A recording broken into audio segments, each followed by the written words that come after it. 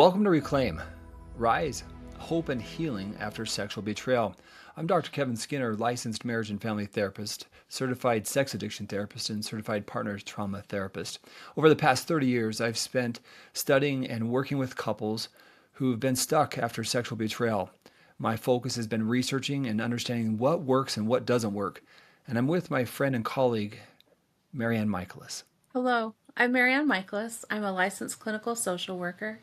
I'm also a certified sex addiction therapist and a certified partner trauma therapist. Personally, I've experienced betrayal trauma, and I'm passionate about providing individuals and couples with tools, resources, and hope. Our goal is to provide you resources and tools so you can accelerate your healing, rise above the pain and the hurt that you've been experiencing, and find joy and purpose in life. Welcome to episode 1, Shattered Trust, the day everything changed.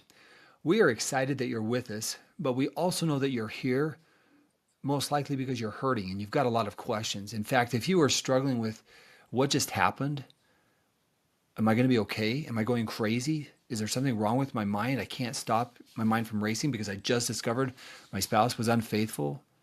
If you're here with us because of that, we want to offer you specific guidance and direction so you have hope and the possibility of healing. And we want to help you with that as quickly as possible. As we get started, we want to start out by validating what you're experiencing. And more than anything, I have so many clients in this place that come to me and they have no idea, what do I do? How do I make sense of this?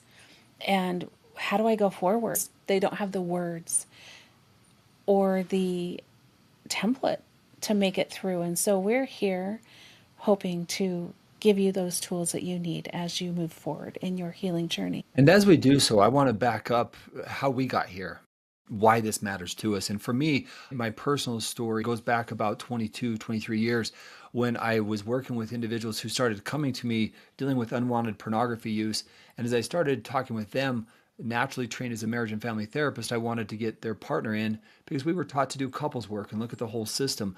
But as I started working with the couple and the betrayed partner, there was a lot of emotions and intensity, sometimes surprising, of their feelings of what's wrong with me. I feel like I'm going crazy. And so for me, not being trained specifically in dealing with a lot of infidelity and sexual betrayal, I had to really start getting information and gathering information. Today, I have gathered research with over 20,000 individuals who've experienced sexual betrayal. And the research is clear of what they're experiencing. And MaryAnn is not only clinical experience, but life experience that can help relate to betrayal trauma. MaryAnn, and I want to share that information with you. Yeah, thank you. First of all, Dr. Skinner, thank you so much for the work that you've done. My experience goes back 28 years to 2 months into my marriage, waking up, realizing my husband wasn't there, and finding him in another room using pornography. And my world shattered at that point. I had no words. And at that time, 28 years ago, there wasn't any research. I'd never heard the word pornography or sex addiction. Those didn't exist in my world. And for the next 17 years, we went through cycles based on this cracked foundation of not even having the words of knowing that there was hope for healing for my spouse or myself. And 10 years ago, I first heard the word betrayal trauma. And I'm so grateful for the research that you and others have done, Dr. Skinner. There are tools for getting through this, and there are books and resources. Today, more than ever, more than there was 10 years ago, there's so much. But I know what it's like to be in the dark just looking for hope and just looking for, how do I get through this? And what I'll say is the last 10 years that my husband and I have been working on this, it's a process. So we want to share this with you. We're so glad you're here, and we want to let you know. We've got the research. Dr. Skinner has done so much with the research, being able to show up and say, here are the things that we've learned from our clients and from other individuals who've been able to heal successfully and work through their recovery. We're excited to share this. Yeah, very much so. One of the things that I've found in my work and working with individuals who've been betrayed, there's so many questions, especially out of the gate, MaryAnn. In this first episode, I really want to focus on that title, Shattered Trust, the day everything changed. Because there's something about that D-Day, what is affectionately or unaffectionately known as that discovery day. I want to talk a little bit about that as we start this process of really helping those individuals who are first discovering their partner's betrayal. What is that like? What is that first experience like, MaryAnn? For many of my clients and my own experience as well, as we're talking about betrayal from our spouse through sexual acting out behaviors, there aren't words for what we're trying to talk about. And so finding a metaphor usually helps us grasp onto something that's so abstract. I don't have words to talk about what happened inside of me, but when we talk about shattering, that often feels like it makes sense. I can connect with that. And so we're talking about that shattering, about what it looks like, what happens when suddenly I opened an email or I got a phone call or I opened a phone or a computer or whatever it was, or my partner came to me and I discovered that everything that I thought that I knew isn't that way. It feels like a shattering. There's so many pieces that don't make sense, and how do I fit everything back together? One of the analogies that I think is really helpful for this is the hit by a truck analogy. And with this, my partner is in the cab of a truck, driving a truck along, and the windows are all fogged. And so I'm on the outside and I might be noticing things might feel a little bit off. There's some questions I might have, but as we're going, my partner might be ending up on the neighbor's lawn or getting too close to the curb. And so I might be saying, "Hey, honey, hey, hold on a second. Don't get too close over there. There's some kids over there playing." As I'm running along trying to figure out what's going on with this foggy cab, at some point I get hit by that truck. And when I'm hit by that truck, every bone in my body is broken. And when we're talking about that shattering, that's often what this feels like. I just got hit by my partner who was driving a truck. And oftentimes, what we see is when my partner stops and realizes, oh, I've hit something, they get out of the cab and like, oh, wow, oh, holy cow. And what we often see is they might say, oh, I'm going to go get some help now. I'm going to go get some recovery. I'm going to go to my support groups. And honey, can't you help me? This is really hard. I need you to hold my hand. I need to talk to people about this. And I've got a lot of shame. Not realizing that the betrayed partner has every bone in her body broken. And she's going to need 6 months in the hospital in a cast and some surgeries. And so she definitely needs, or they definitely need, a lot of different care and help. They're just starting the journey of being broken oftentimes, or that shattering. Oftentimes when the partner gets out of the cab, there's a relief. Oh, it's all out in the open now. Oh, I don't have to carry this burden anymore. Yes, there's more work and there's more emotions there, but they've probably been carrying this for quite a while, whereas for the partner, it's all brand new. It's all broken. And learning how to navigate a world where my legs have been broken, I have to learn how to walk again. That's really hard. And so when we're talking about betrayal trauma, it often feels like I got hit. I've got some extensive recovery that I'm going to have to go through. I'm going to have to learn how to do things all over again. And so, MaryAnn, we find in situations like this that trauma that you're describing in this situation is emotional and physical trauma in terms of just physiologically, the body goes into a state of shock. So the internal anger, the internal frustration, the muscle tension, I don't sleep as well, I don't eat as well, I'm in this state of shock because of what occurred. And then I hear you describing that, that metaphor is really meaningful. And so to our listeners, the term betrayal trauma is a phrase that's been used for quite a while, but the concept of betrayal and trauma, putting those together, it is something that is shattering someone's worldview, the way they see themselves, the way they see their relationship. And so if you're here and you've just recently discovered your partner's betrayal, one of the things that we know that you are experiencing, and this comes from the research, you're in a state of shock. And your mind and your body, as you just talked about with that accident, that's a real thing. I want to put this here really clearly. It's not something that you just quickly get over, which is often what an individual may say to a partner. Can't you just get over this? Can't we just move on? And it's really important that we slow this process down and you understand that what you're experiencing, those feelings, are normal, they're common, and based upon my research, somewhere between 70 to 80% of individuals, they experience this in a very profound way to the point where it's post-traumatic stress, or PTSD that is a manifestation. That's a common outcome of betrayed partners. So I think it's important, or betrayed spouses. It's important to understand. Yeah, and if I can just really quickly just pop through those categories of the PTSD, because with my clients it's super validating just to go, oh, I'm not crazy. This is really my reality.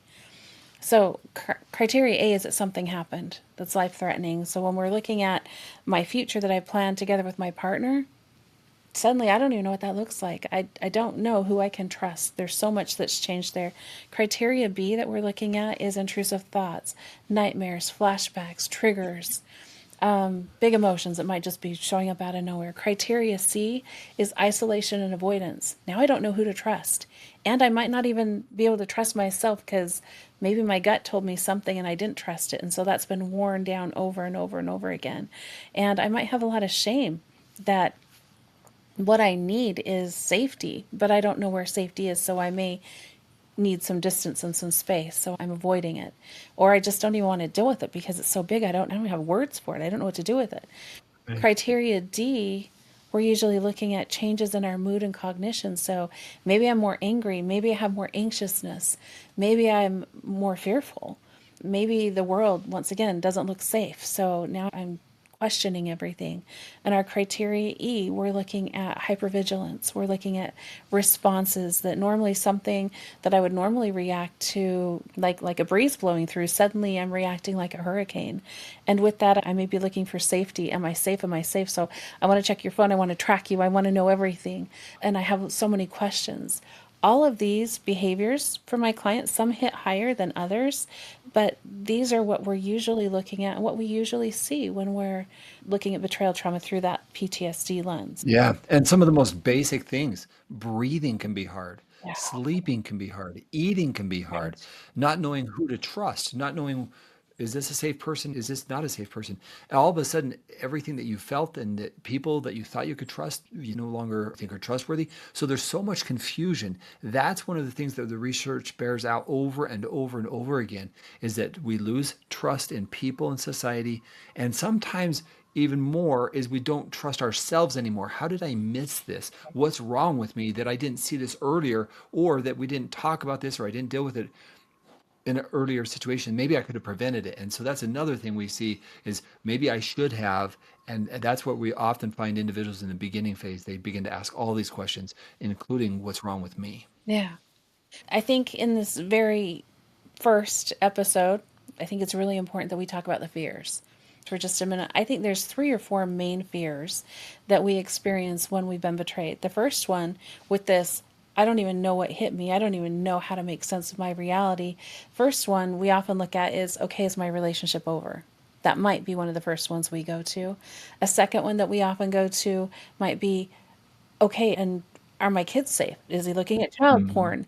How bad is it? Is usually a second one. So, how does it impact the relationship? What happens for me in this relationship, and how bad is it? And what happens in the future? Does that mean we're getting divorced? Does that mean everything's over? And what do we do from here? Those are usually some of the biggest fears that we often see. And if I could add a couple parts to there, I often say that our mind goes worst case Mhm. scenario thinking. And when we go worst case scenario, we don't know what we don't know. And so there's usually this question after question after question.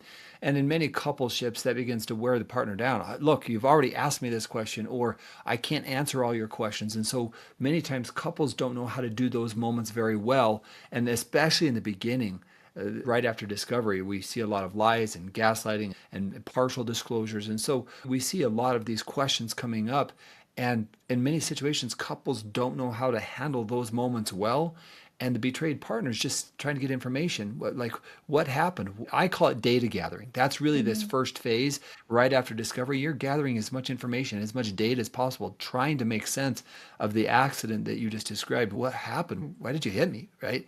That type of question is extremely common. And as we go back and look at the 5 PTSD symptoms that you outlined, those are the common manifestation where research shows about 70 to 80%, MaryAnn, of individuals who experience sexual betrayal report those symptoms that you just described. That's a huge number. And does that fit for pornography use as well? Interesting enough, it didn't actually matter the way that their partner was betraying them, whether it was pornography or if it was a one-time affair or multiple affairs or hiring sex workers. The research showed that the PTSD symptoms were manifesting regardless of what the sexual deception or sexual betrayal I'm was. so glad that you said that. I've read some other research that also indicates that. And I think that when we're looking at pornography, oftentimes there's some cultural norms or attitudes about that people say, well, it's just porn. It wasn't an affair, so it's not a big deal. So why are you having this big reaction?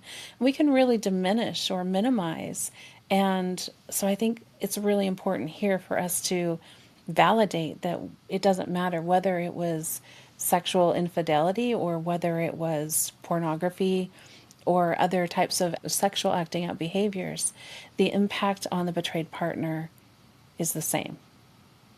Yeah, and I think the key indicator there is actually the deceptive sexuality, right? The deceptiveness is really a leading indicator of those traumatic experiences. So that deceptiveness really seems to add to the trauma that we've described. Oh, if I can just underscore that and highlight that just a little bit more.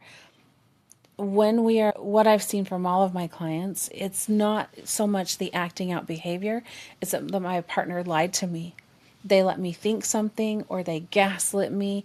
It's about this person that I trusted totally lied to me and made me believe this complete different reality.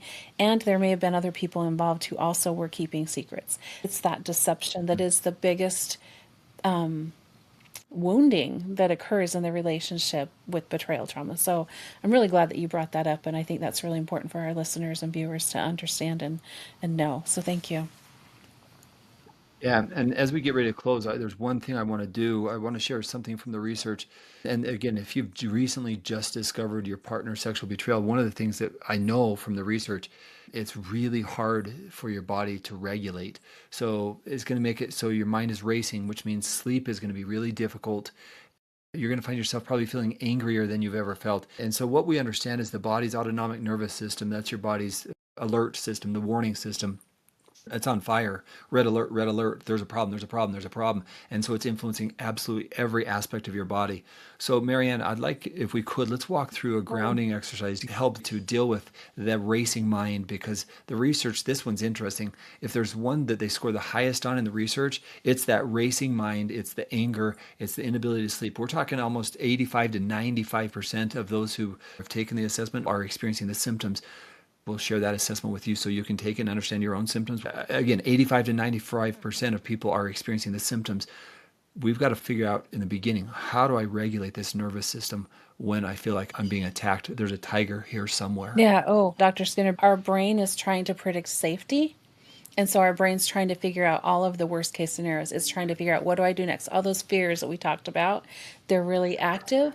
And so what that means is I might not be present. And so this grounding tool that we're going to share, we call it the 5-4-3-2-1 grounding tool. And it's created to help you become present in your present moment. Because if we stop and say, hold on a second, am I safe right here, right now in this moment? I probably am, but my system, my body, trying to make sense of everything doesn't feel like it is. So this tool is really simple, and we're just using our five senses. So I usually like to start out with vision because it's the easiest. So we just start and say, what are 5 things that I can see right now? So I might look and I can say, oh, I can see Dr. Skinner's red shirt. I can see the green plant behind him. I can see the yellowish wall. So I can see his kind eyes. What are the 5 things that I can see? So then I go to 4 things, and that 4 things might be, what are 4 things that I can feel? So can I feel my feet grounded on the floor? Can I feel my back in the chair? Can I feel my pants or my clothing? Can I feel the hair on my neck? So just bringing in, what are 4 things I can feel? 3, you have something you want to say, Dr. Skinner? Yeah, I have a pen in my hand, Okay. right? And sometimes that feeling, I can feel this pen, Mhm. right? And again, it's just something you're getting grounded. And that's one of these really critical things. It just helps the mind get into this present moment rather than just this racing mind that's just going and going. So 5 things that you see, 4 things that you feel. What's 3? Mm. So, three things I can hear. So, right now, I can hear the air in my room. I can hear a clock ticking. Mm, I can hear maybe something going on outside. And sometimes my clients say, I can't hear anything. That's okay. Listen a little bit harder. yeah. Sometimes you can even listen for your heartbeat. Can you hear and feel and listen? Can you find your heartbeat? One of the things that happens when we're in that fight, flight, or freeze state is our hearing changes. And so we're hearing the loud sounds like the shrieks and screams and the low growls. And so coming back in and saying, like, what are things I can hear right now in the present? We're really asking our brain to come back to the here and now and to focus. And that's why this is such a powerful tool as we're trying to reground ourselves in the present. And number 2 is to smell, right? 2 things you can smell. Yeah. And I'm typically congested and clogged up, so it's harder for me to smell. But I actually bring with me some things like essential oils, and I just have peppermint or I have it around close to me. So smell would be another, and then 2 things that you can smell, right, MaryAnn? Right. And I think for most people, we really have to slow down and focus and go, what do I smell? Is it musty? Is the air cool? And so maybe if I Mhm. can't smell anything, I might even just be noticing the air as it's going through my nasal passage and down my throat. And that breathing is so important as well. As we're breathing through our nose down into our chest, that starts to tell our brain, that engages our parasympathetic nervous system, which starts to say, oh, okay, I'm safe. I'm okay here now. So I like to add just, that as we're trying to figure out what is it that I smell, we've got to do some breathing with that as well. And then number 1, the last one, is our taste. And what I'll say about all of these is, if I ask you right this minute, like, what's going on with your left pinky toe? You have to stop and mentally engage and go, let me go find my left pinky toe.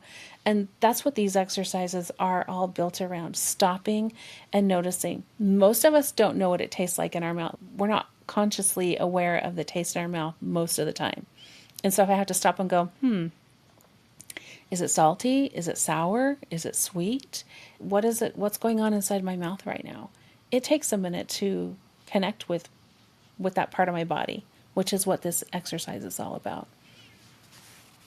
So MaryAnn, I can just hear our first episode. We're talking about using your senses. I know our listeners are asking this question. What does that have to do with my partner betraying me? Why are you doing this? And I'd like to hear your answer, and then I'll share my answer. Sure. My answer would be that this podcast is called Rise, and this episode is really about picking up the shattered pieces. And when we've been betrayed, we go into a fight, flight, or freeze state. And our sympathetic nervous system, our fight or flight, run away, is activated. When we're in that state, our prefrontal cortex, this part of our brain right here, that is logical, that makes decisions, it's usually not online because we're just trying to Yeah. survive. And so the purpose in this very first episode is us saying, hey, here are some tools. We want to help you come back to the present so that you can start to see things clearly. There's a lot of grief ahead, there's a lot of emotions ahead, but we want to give you tools to manage the triggers because in this very early stage, you don't know what you don't know. There may be more information that you're going to be finding out. And so we want to give you something to hold on to when it gets really hard that you say, okay, what are 5 things I can do?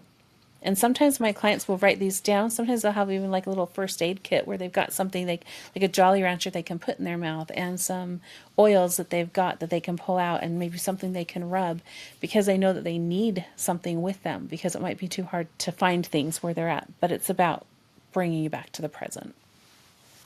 My answer, having worked with, I don't know, hundreds and hundreds of individuals, often they come in and they're misattuned to their own feelings because their mind has been racing so much. And so slowing down is the tool that can help you when you don't know where else to go. Because I've seen clients almost in panic attacks, feeling like, how do I calm this down? Something's wrong. And so this really is a tool of the 5, 4, 3, 2, 1, using your senses to just be in this present moment. And sometimes the pain is so strong that it's just this moment. Let's just get through this moment because the Yeah. pain is often so high. And so we're introducing this because we want you to understand this moment. You can use this just to give yourself a minute or 2 or 3 of relief from the racing mind that we know accompanies sexual betrayal. So, MaryAnn, final thoughts for today to our listeners who are just joining us, many who have just discovered their partner's betrayal. What would you want to say to them as we get ready to close up today? I have two thoughts. The first one is just following up to what you said, and that's a slogan that comes from the 12-step methodologies, and that's a day at a time, a step at a time, a breath at a time. I can't manage my next step, I can't manage my next day, but I can manage this breath right here, right now. So recognizing, okay, all I can do is right here, right now for this moment, and that's where I'm at with my breathing. That can be something helpful to hold on to. And my final wrap up thoughts are that there is hope ahead. We are so glad that you're here and you're not alone. You don't have to walk this path alone.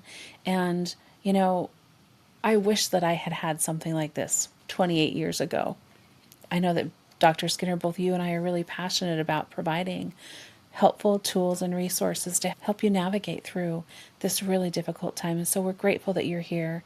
And our hope is that you will find hope as you rise from the shattering that occurs with sexual betrayal. And for me, I just want to say, having looked at so many stories and felt the pain, and knowing that so many times when people come to my office, they feel so little hope. Like, am I ever going to make it through this? Because they can't imagine that their life can be different than this pain that they are now feeling. Am I ever going to heal from this? Is that even a possibility?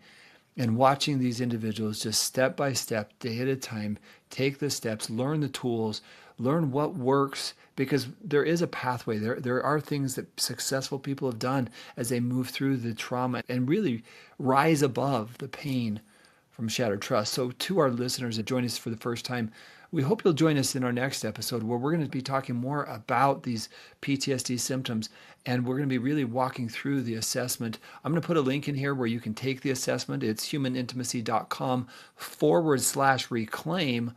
Look at the rise, hope, and healing from sexual betrayal. And if you look there, there'll be a link to the assessment where you can go get more information to accelerate your healing journey. So to our listeners, we want to thank you for joining us. And our goal is to help you rise so you can have hope and healing from sexual betrayal, and you can reclaim the life that you want and the joys that are possible for you. So we're so grateful for your time. And if you want to go to the website, humanintimacy.com/reclaim, we've got the assessment there. You can take that assessment, learn more about the symptoms that you're experiencing. And in the next episode, we're going to actually be going through many of those symptoms more in depth. So we're so glad that you're with us. MaryAnn, thank you for joining us. Thank you. Thanks, Dr. Skinner.